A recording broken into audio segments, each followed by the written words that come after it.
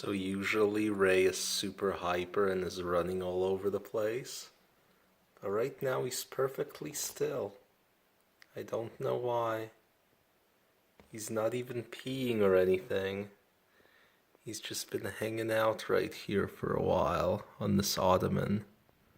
Say hi, Ray. You want to say hi?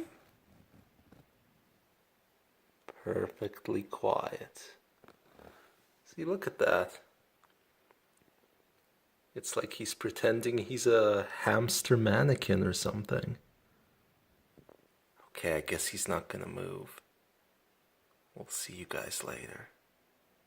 How you all doing? Anybody know why my hamster was sitting super still like that? 'Cause he's been doing that on occasion and I have no idea why. So I know a couple of you have experience with hamsters, so please leave me a comment if you've seen that like sitting super still behavior before, 'cause normally he's very hyperactive. But the reason I wanted to make a video today is because I had like a good little list of subjects and goings on to talk about. The first being Canadian politics. For those of you who read the news, we've actually had a little bit of a scandal in Canadian politics the last little while. What happened is our Prime Minister, Justin Trudeau, tried to pressure his Attorney General to give a particular engineering firm that has a lot of government contracts a way to get out of criminal prosecutions by going down a different route where they would have gotten a fine. The difference being is that if you would have had the criminal prosecution, the company involved, SNC Lavalin, would no longer have been able to pursue government contracts, which is the bulk of their business, and then they would have had to leave the country or at least take their business elsewhere largely. Now, some of you Americans might be like, wow, that's a very Canadian vanilla type of scandal. Like, why is that even really a scandal at all? Like, just in the past year, Donald Trump has inappropriately pressured his own attorney general in public regarding investigations that concern the president as a subject and people in his staff as subjects. So this thing seems mild, but the reason it's such a big scandal has to do with branding. If people already assume that you're corrupt and do inappropriate things, then doing them is not a big deal. But if you've built up a brand where you're kind of a goody two-shoes who tries to play by the rules, and then you kind of go around the back way and try to pressure your attorney general to do something, that's devastating to the brand. So I don't think Justin Trudeau is going to end up being prime minister in 2019 anymore, and if he does, it'll be with a razor-thin minority, so he really took a hit on it. So yeah, it's been kind of an interesting couple weeks in Canadian politics. Not that things have been totally sleepy on the American side, you know, the primaries are still going on. Now Beto O'Rourke has entered. What can I say about Beto O'Rourke? He's like, well, he's a right-leaning Democrat. I mean, he was fantastic in the race against Ted Cruz in Texas, because that was in Texas, and that was against Ted Cruz, but that's not what's going on here. This is the Democratic primary, and he's running against a host of good people, so unfortunately, he doesn't even really make the top 5 in my list, or if he does, then he's just barely in 5th. On the plus side, I like the fact he's entering because as far as I can tell, in many, many ways, he is a younger Joe Biden, like where he falls on the political spectrum ideologically. So I could see him biting into Joe Biden's numbers once Joe Biden runs, which at this point is pretty much a guarantee.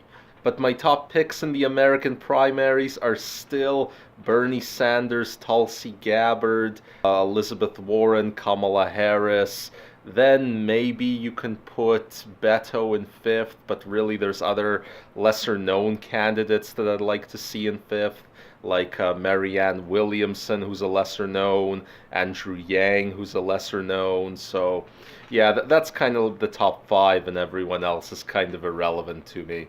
I would say that this image sums up the state of the playing field nicely right now. Although I just wish that it did have Tulsi on it somewhere. Speaking of Tulsi Gabbard, who else caught that insane Stephen Colbert interview that she had where she appeared on The Late Show or The Tonight Show? Anyway, the Stephen Colbert show, and he was frickin' attacking her from the right. It was a really strange thing to watch. Like, he threw all sorts of like questions at her that were, oh, how could you possibly disagree with constant interventionist wars started by the US? And he threw other weird questions at her, like he said, oh, David Duke and Steve Bannon and some other guy said nice things about you. Why are you attracting those kind of fans? Like, cheap shot questions, you know? And to Tulsi Gabbard, who's a genuinely good people's representative in the House. So it was just a shame to watch that. Anyway, enough about politics for a minute. Let's talk stocks. So, some of you guys have been asking me for my opinion on the High Times initial public offering and whether I think that that's going to be a stock worth buying. The short answer is no. I don't think that that's going to be a stock worth buying. I respect High Times magazine. I respect them as a brand. I love the High Times cannabis cups. I think that a lot of talented people work for High Times. But as far as investing in their stock when they go public, I don't think that that's a good investment. I don't see a huge revenue stream for them. The subscriptions to the High Times magazine have been dropping for many years, and you're simply not going to grow an enormous company simply throwing all of these High Times cannabis cups competitions. So I just don't see the revenue for that company. So I can't see myself buying that particular stock. If you're looking for a recommendation, I did one on the last episode on this channel where I recommended Kushco Holdings, which was a cannabis goods packaging company. I still think that's a much better investment. Finally, I wanted to talk a little bit about social media toxicity. Facebook now occupies a really, really toxic place on my browser. So toxic that I use bookmarks in Chrome to travel to all the websites I like. And I've deleted Facebook off of the bookmarks so that I'm actually forced to type it in when I want to go there. And I've deleted Facebook off of my phone, and I've taken all the other social medias off of my desktop screen on my phone. So basically, when I'm out and about, I can no longer access social media nearly as easily, and I just found myself doing it a whole lot. I don't think it's good for you. I don't think that it's productive time. So I got rid of that, but don't worry guys, I'm still very responsive on a lot of the platforms. I just may not get back to people as fast as I normally do. And what else has been going on? Pretty much the only thing in my life is I'm gonna be going on a little trip in a little while. Gonna go to Alberta once again and visit Drumheller. There's a pretty good natural history museum in Drumheller that I strongly recommend you guys check out if you've never been there. It's the best natural history museum, certainly in Western Canada. And other than that, I'm gonna go to Edmonton again, see my folks. Should be a good little trip, and by the time I get back to British Columbia, spring should be in full bloom.